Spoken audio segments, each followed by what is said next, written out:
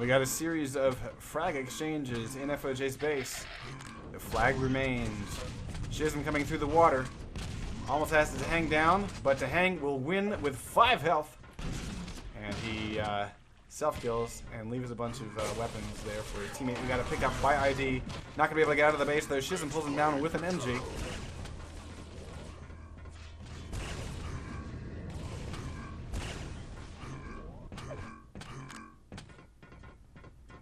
I'm going to watch Schism as he makes his approach.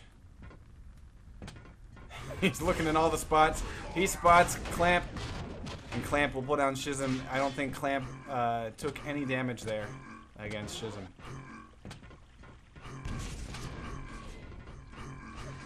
Yeah, Schism got one little flick rail on him.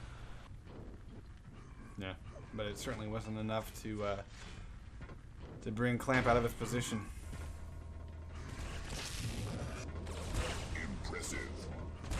So, do we know what the second map will be? They spent so long picking the maps that I kind of lost focus. XL is saying 7. I think it was 7. Alright, so yeah, that pretty much makes it a replay of the first encounter between these two teams. Of course, the difference being that at this point, the map was close to tied, if not tied. Now we're seeing ID making it to center, getting pulled down by Jones. Jones with a shotgun. Getting a return. Yeah, I don't think it's surprising that FoJ. Yeah, I don't think it's surprising FoJ picked CTF 7. I think that's probably their strongest and favorite map. Yeah. ID making another attempt on this flag. And I actually like this, even though his team doesn't need the caps to get the win. He's keeping so much pressure on that flag that we're seeing 3 etc. guys stuck in that base. They're just not willing to leave it because they don't want to get another cap against them. And exactly, it's that old adage that, you know, the best defense is a good offense sometimes.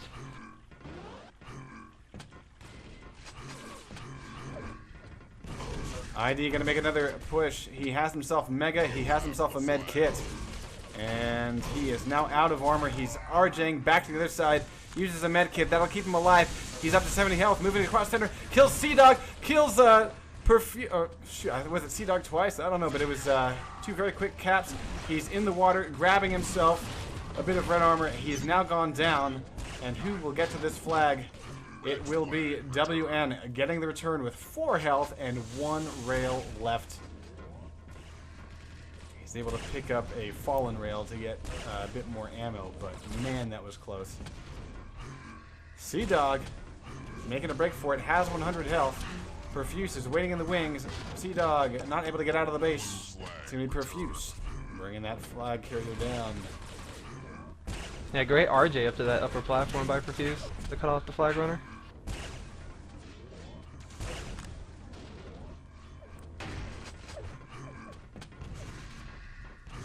And so this thing will be over in 15 seconds, and we will see Fires of Judaism ignited to get their first map of the night under their belts. We'll be moving on to CTF 7.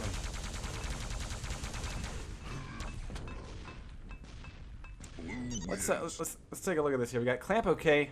All right, now here's the difference, guys. Here's the difference. Clamp OK, 2 deaths. 2.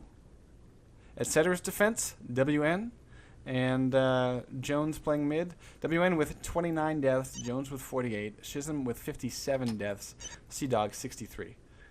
So Clamp OK and the Hang doing a much better job surviving. It's a really impressive stat on this map. So I'll give a quick little rundown on CTF 7 here. Also known as Ironworks, one of the new Quake Live CTF maps, where there is a power-up on this map, which does rotate between quad and regen. Or actually, I'm sorry, it's just regen. And that'll be located in the middle, underneath the bridge with a railgun. In this map, the regen plays a pretty big key. We usually see it on offensive pushes. Yeah, and there's a red armor located, you know, on the sides of each map where you gotta go through the teleport, and you gotta come out of the water to get it. Kind of risky to get that red armor and then attack, because the flag D will be able to hear you come out of there. Alright, so those of you watching the stream, I'm looking at the location that where the regen spawns. It is right in the dead center of the map. Just wanted to say this is one of my favorite CTF maps. It's so fast paced. I just love it. Yeah. Yeah, I mean, it is possible to get, you know, caps in about 10 seconds, maybe less. Actually, yeah, really, since you're in free float mode, you think maybe you can float over to the LG area and then float through that teleporter and show our viewers where the red armor is? Give these guys a little bit of an idea of where the offense will be attacking from. Alright, so yeah, right outside this portal is a lightning gun, and when you go through it, there is a red armor behind the spawn point. And actually, it's very nice. We had a guy actually come through the portal and pick it up. So that gives you an idea of where that leads. It goes right into the flag room. Of course, that means that without a rocket jump, the flag defender has to leave his post in order to grab that red armor. So you usually don't see the main flag guy being the one hanging on to that particular piece of armor. Instead, there's a yellow armor right next to the flag, and there's a series of shards that'll give you, I think, 25 shards if you pick them all up, and 25 armor if you pick up all the shards. So usually the defender is going to be using those pieces of armor in order to keep his stack high. Yeah, as well as the Mega. That's also located right next to the flag. Yeah. Let's see if I can. Yeah, the Mega health, if you take this jump pad that's right near the flag, you can see the yellow armor I was just talking about. You take the jump pad, and the Mega is a drop right here. And actually, we have the red flag sitting right next to it. So, yeah, I love the design of this map. It is a beautiful piece of work. Has a lot of tight corners, but then you can also see some you know, nice open spaces. The flag area is kind of deceptively open. We're gonna go live right here, guys. Second map right now.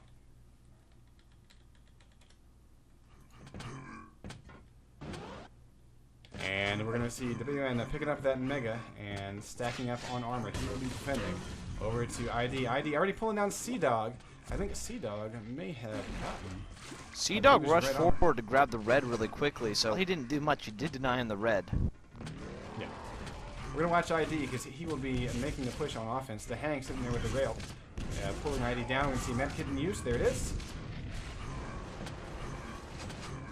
We got several seconds before that first regen.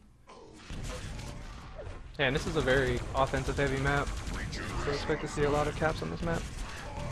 Regen's been picked up. Flags have been picked up and dropped. Let's go find that regen. Regen carried by Shizm, and he is now encroaching on blue base, running up against an LG. He will go down and be able to grab this flag. He RJ's out, using that regen to get his health back up. And he is all move. He runs into Profuse, and he's trying to get away.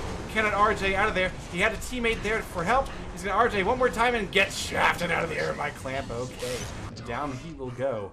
Shizm needing to work on those rocket jumps because 3 times, you know, not a melee.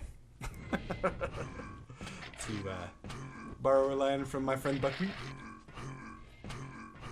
Yeah, and if you're gonna rocket jump and you're gonna damage yourself, you definitely only want to do it once. Yeah.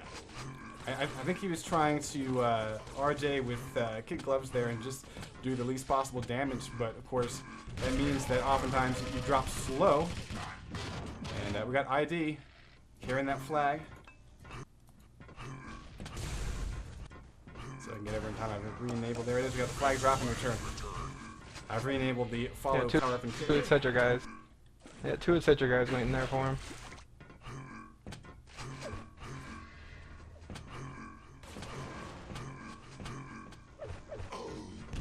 Alright, and so of course that means we're about 30 seconds away from a regen pickup by ID. Trying to get out, and he will get railed by... Well, let's see. Who was that? Was that WN?